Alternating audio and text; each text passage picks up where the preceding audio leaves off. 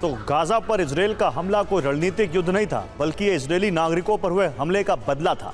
लेकिन इस हमले ने इजरायल के लिए संभावना के ऐसे दरवाजे खोल दिए हैं जिसकी कल्पना शायद ही हमास या हिजबुल्लाह या उन्हें फंडिंग करने वालों को होगा। ये संभावना थी इजरायल के विस्तार की, जिसे गाजा के बाद लेबनान के मोर्चे पर महसूस किया जा सकता है। लेकिन एक क्षेत्र अभी बाकी है, वेस्ट बैंक, और आपको हैरानी होगी कि यहां भी विस्तार का प्लान एक्टिव हो चुका है। इजराइल का बड़ा प्लान, वेस्ट बैंक फतह का ऐलान।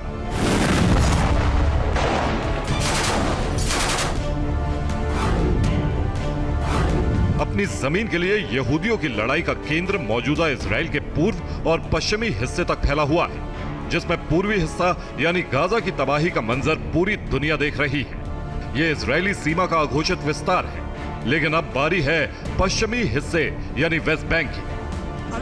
आपने बिल्कुल सही सुना, क्योंकि गाजा को लेकर दुनिया का नजरिया इस समय भी बहुत अलग है, जिसमें इजराइल के लिए संभावना है, यानी आने वाले कुछ दशकों में संभवतः गाजा को इजराइल के रूप में मान्यता भी मिल सकती है। लेकिन वेस्ट बैंक को लेकर रणनीतिक हालात बिल्कुल अलग है, यानी दुनिया का रुख वेस्ट बैंक पर गाजा जैसा नहीं है।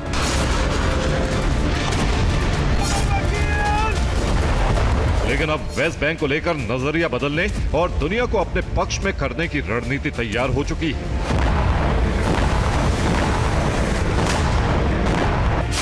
और इस रणनीति में मुख्य किरदार है अमेरिका के प्रेसिडेंशियल इलेक्शन में डोनाल्ड ट्रंप की जीत।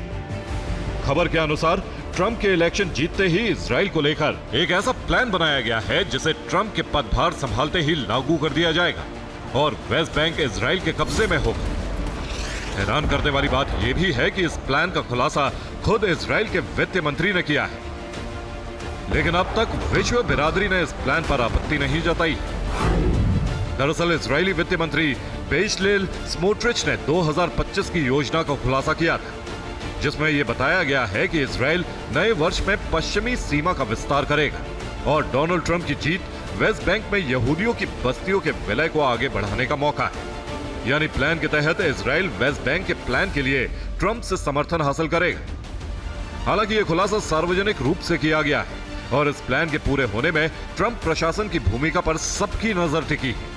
लेकिन हैरान करने वाला नया खुलासा यह है कि गाजा के बाद वेस्ट बैंक तक इजरायली सीमा के विस्तार का यह प्लान डोनाल्ड ट्रंप के सत्ता संभालने से पहले ही एक्टिव कर दिया गया है, जिसमें घोषित रूप से ट्रंप की सहमति मानी जा रही है।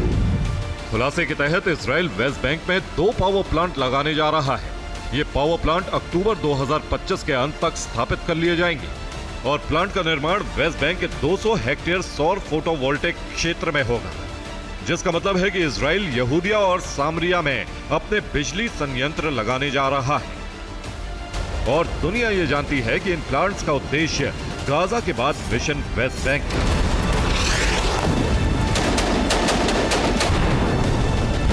लेकिन इस मिशन को रोकने का मतलब है इजराइल से युद्ध। बहरहाल ये समझना इस समय सबसे ज्यादा जरूरी है कि इजराइल का ये प्लान विवादास्पद है क्यों। दावे के तहत वेस्ट बैंक में पावर प्लांट अंतर्राष्ट्रीय कानून का उल्लंघन है। दावे के तहत इजराइल का प्लान फिलिस्तीनियों के अधिकारों का उल्लंघन है, क्योंकि कानूनन किसी कब्जे वाले क्षेत्र के संसाधनों का दोहन प्रतिबंधित है। लेकिन जॉर्डन नदी के किनारे ये संयंत्र बनते हैं तो इसका फायदा यहूदी बस्तियों को मिलेगा और यही इजराइल के लिए वेस्ट बैंक पर कब्जे का सुनहरा मौका होगा। Bureau report, TV9 Bharatvarsh.